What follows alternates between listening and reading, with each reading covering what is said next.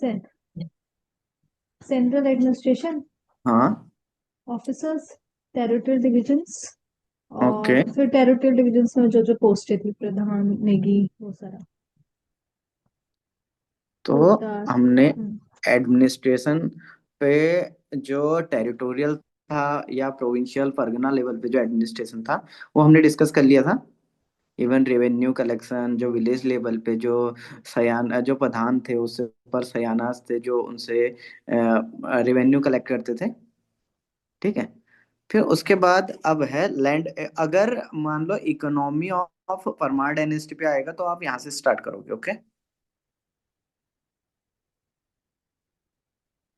पहला है इसमें land revenue.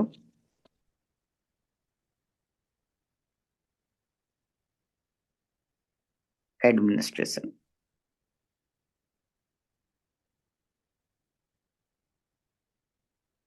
Land revenue administration में ऑनरशिप, जो ऑनरशिप ऑफ लैंड थी, जो पैरामाउंट ऑनरशिप ऑफ लैंड थी वो थी किंग के साथ। ऑनरशिप किंग सोवरियन था।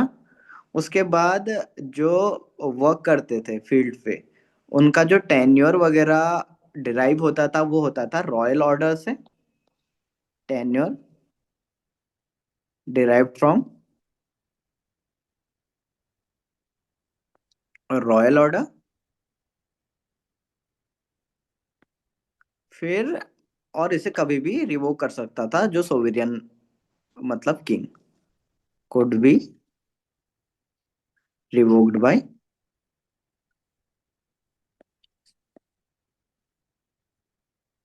सोवरियन। अब जो लैंड ग्रांट्स थे सेम हमने चंद में भी देखा था। लैंड ग्रांट्स किंग देता था। Land grants by king. इसमें पहला है संकल्प एंड विष्णुप्रीत।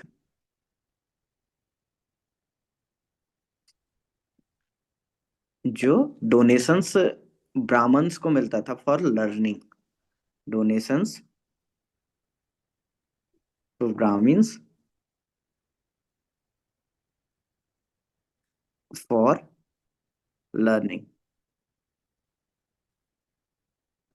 इसके बाद वही राउत, जो लैंड ग्रांट ब्रेवरी और गैलेंट्री के लिए सोल्जर्स को मिलते थे। Land granted for bravery and gallant. फिर सर्विस ग्रांट्स मिलते थे जो ऑफिशियल्स को मिलता था सैलरी के बदले में। Service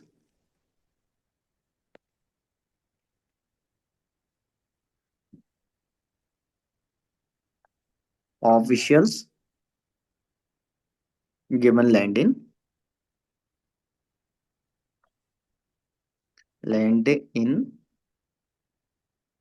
लिeu of salary. उसके बाद थात लैंड होते थे जो ग्रांटेड लैंड को थात बोलते थे। इसे बोलते हैं थातवान सिस्टम। थातवान सिस्टम। ग्रांटेड लैंड को थात बोलते थे। लैंड और लैंड ऑनर जो होता था उसे थातवान। और थातवान के पास राइट्स होते थे ऑनरशिप।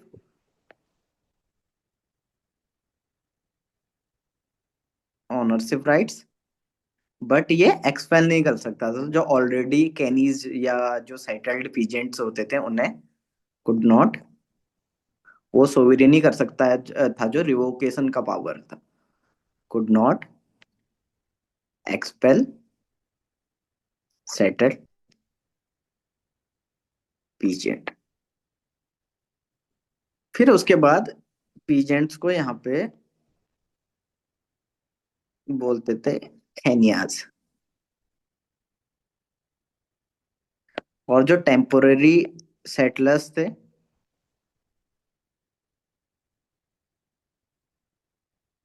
उन्हें बोलते थे सीर्तन। ये था थातवान सिस्टम। अब देखते हैं हम असेसमेंट कैसे होता था एंड टैक्सेशन वाला सिस्टम। असेसमेंट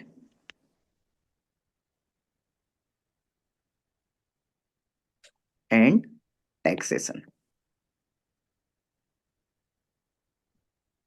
जो लैंड रिवेन्यू था उसको बोलते थे सिरती। और असेसमेंट होता था based on fertility of land. और जो नॉर्मल टैक्स था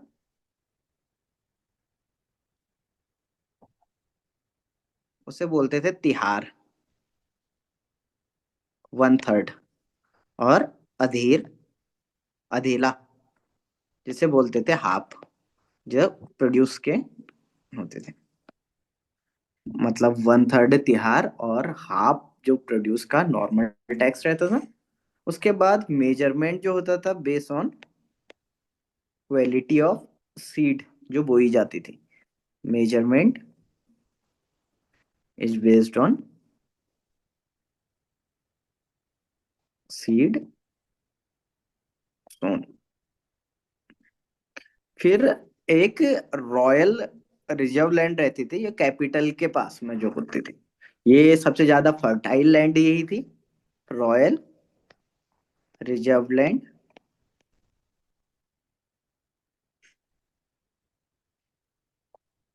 मोस्ट फर्टाइल नियर कैपिटल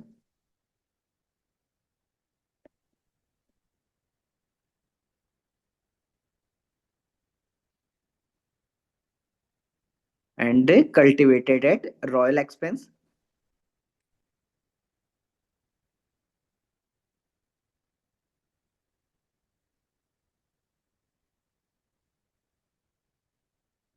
और जो इनकम आती थी यहाँ से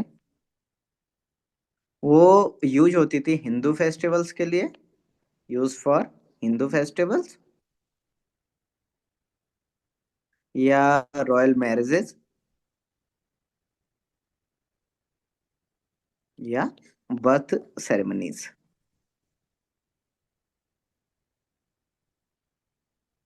और कुछ special occasions for extra ordinary taxes भी लगाए जाते थे फॉर रेवेन्यू जनरेशन। इसके बाद केवल टैक्सेशन, नॉर्मल लैंड टैक्सेशन ही इनका सोर्स ऑफ इनकम नहीं था, इनके अदर सोर्सेस भी थे इनकम के। अदर सोर्सेज ऑफ इनकम जिसमें थी गोल्ड वॉशिंग का, गोल्ड वॉशिंग। अब जो गोल्ड वॉशर्स जो होते थे वो 100 रुपीज एनुअली पे करते थे, इरेस्पेक्टिव ऑफ क्वांटिटी। अगर तुम्हें गोल्ड वॉश करना है तो gold washers paid 100 rupees annually, respective of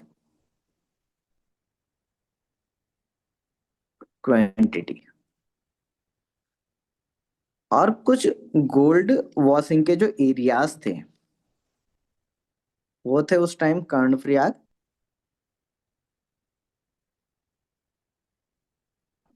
Devprayag, Rishikesh. फिर दूसरा सोर्स जो था इनकम का वो था माइनिंग। माइनिंग, माइनिंग जो होती थी आयरन कॉपर और लेड की माइनिंग भी होती थी। Iron, copper and lead. And important sites जो माइनिंग की थी,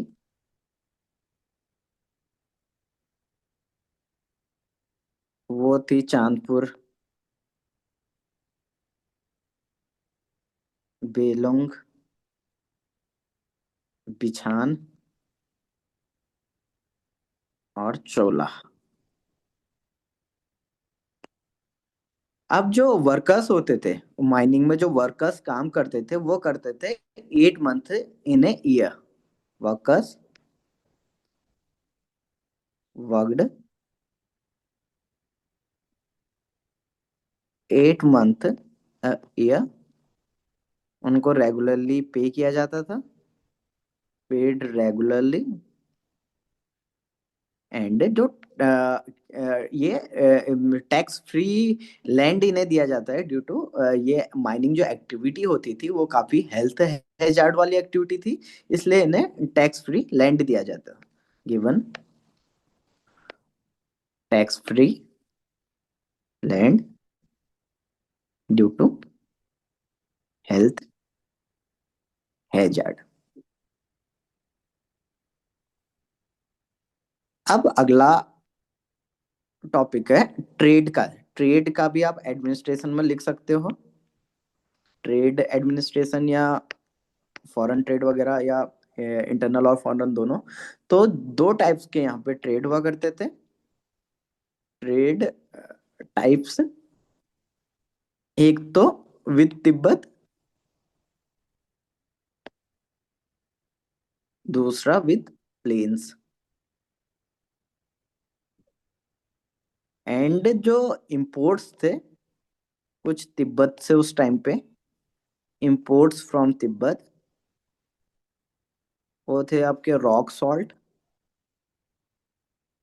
बोरेक्स, स्लेव्स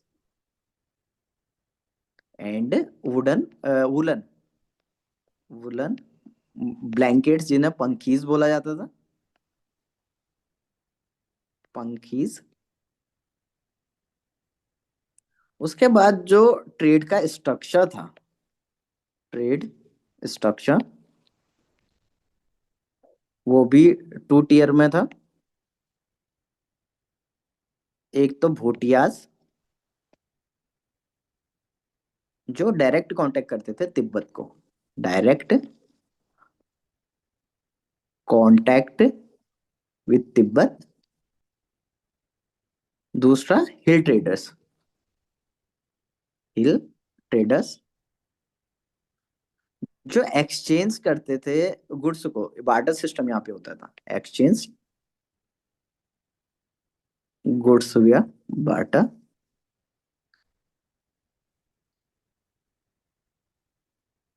फिर जो ट्रेड चेन है वो ऐसे चलते थे, ट्रेड चेन, पहले प्लेन्स, प्लेन से हिल ट्रेडर्स, हिल ट्रेडर्स से भोटियाज तक, भोटियाज से तिब्बत, फिर यही रिवर्स में। ये आ, इस टाइप से यहाँ पे ट्रेड हुआ करता था। और जो ट्रेड ड्यूटीज भी एक सोर्स ऑफ इनकम रहता था किंग के लिए। ट्रेड ड्यूटीज ये लगता था माउंटेन पासेस पे, ड्यूटीज लिवाइडेड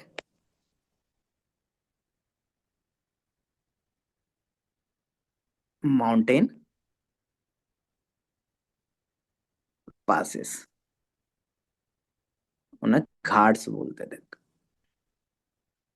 फिर जो एवरेज ड्यूटी लगती थी, ट्रेड जो एवरेज ट्रेड ड्यूटीज थी, वो थी 6% of value, average trade 6% of value. तो इससे ये पता चलता है हमें कि जो एडमिनिस्ट्रेशन था काफी स्ट्रक्चर्ड था, जहाँ पे इनकम जनरेशन के भी पूरा स्ट्रक्चर था कि रेवेन्यूज कहाँ से कितना आ सकता है, काफी डाइवर्सिफाइड इनकम जनरेशन था। फिर इसके बाद ट्रेड एंड जो इनकम सोर्सेज के बाद हम देखते हैं judicial administration. Judicial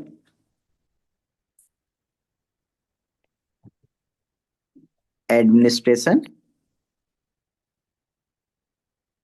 judicial administration में पहला जो सिविल एंड जो पिटी क्रिमिनल केसेस होते थे उसे देखता था फौजदार।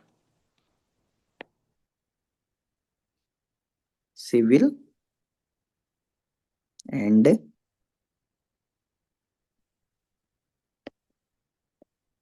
Criminal cases. फिर उसके बाद राजाज कोर्ट,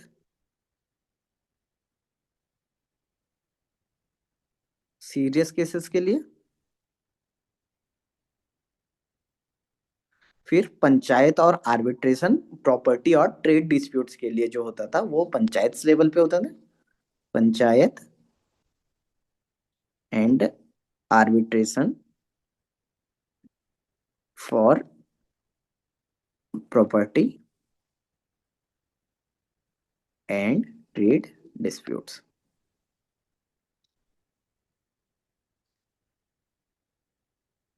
अब जो जस्टिस सिस्टम था, अगर हम देखें तो यहाँ पे इसे बोलते थे ट्रायल ट्रायल बाय लॉट,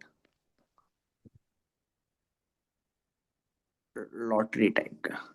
तो इसमें क्या होता था, इसे रिलीजियस मेथड बोलते हैं जस्टिस का, रिलीजियस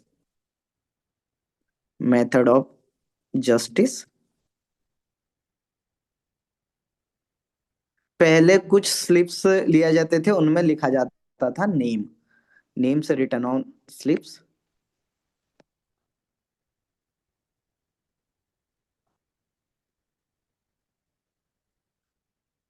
फिर एक टेम्पल के आइडल के सामने उसे रखा जाता था, प्लेस्ड बिफोर टेम्पल आइडल।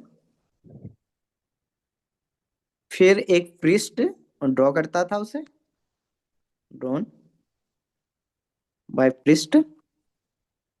उसके बाद डिसीजन, अगर जिसके नाम की पर्ची आ गई इसका मतलब उसने वो क्राइम या वो नहीं किया है, तो डिसीजन को एक डिवाइन वर्डिक्ट माना जाता था। Decision treated as divine verdict, मतलब बिल्कुल गोरखास का अपोजिट कह सकते हैं उसे। अब हमने ये इसमें जस्टिस में इतना ही है। जस्टिस के बाद हम देखते हैं यहाँ का मिलिट्री एडमिनिस्ट्रेशन।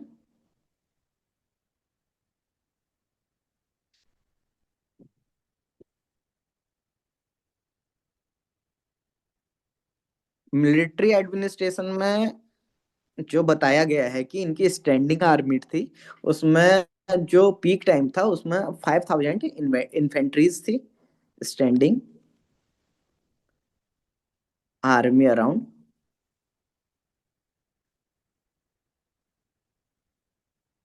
5,000 इन्फेंट्रीज। फिर जो वेपन ये यूज किया करते थे, वेपन में bow and arrows,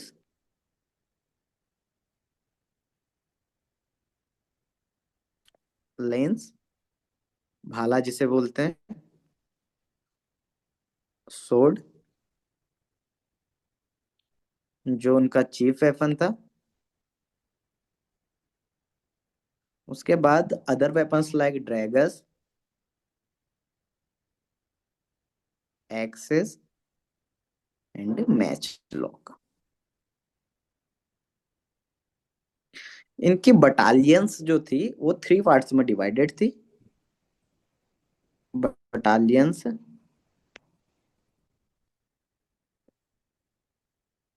divided in 3 parts. एक तो थे लोहा, दूसरे थे बधान, तीसरे सलाम। एंड जो रिक्रूटमेंट था, इनिशियली इसमें केवल गढ़वालीस को रिक्रूट किया जाता था। लेटर टाइम में इसमें हिंदू और मुस्लिम जो प्लेन्स से थे उनको भी रिक्रूट किया गया।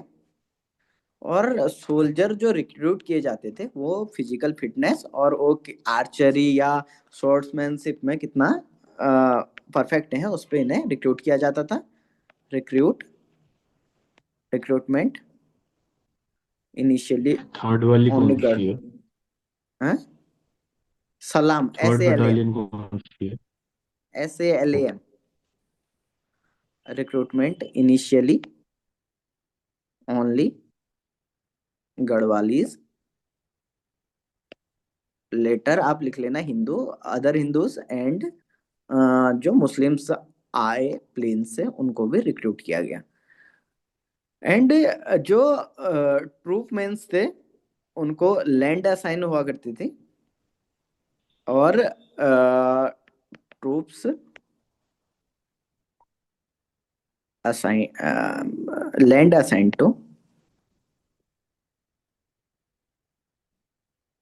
फॉर ट्रूप्स पेमेंट की जगह पे। और रिक्रूटमेंट जो था फौजदार, जो फौजदार हमने वहां भी देखा था ऊपर जो जुडिशियल एडमिनिस्ट्रेशन में सिविल और क्रिमिनल केस संभाल रहा था, वही रिक्रूटमेंट भी करता था। रिक्रूटमेंट